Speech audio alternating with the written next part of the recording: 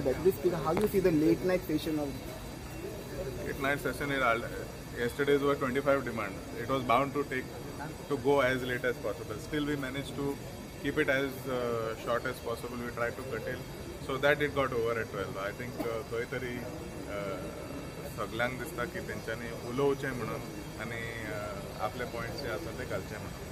But my view is that everybody from the ruling has access to Honorable Chief Minister, has access to all ministers. That is why it is called ruling. So they have to take advantage of this and put their points forward and only speak on what things are not happening. If I go to speak, I will require 45 minutes to speak on each demand, on each minister. But one cannot use this opportunity to speak that long in the House.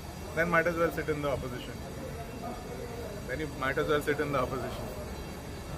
Thank you.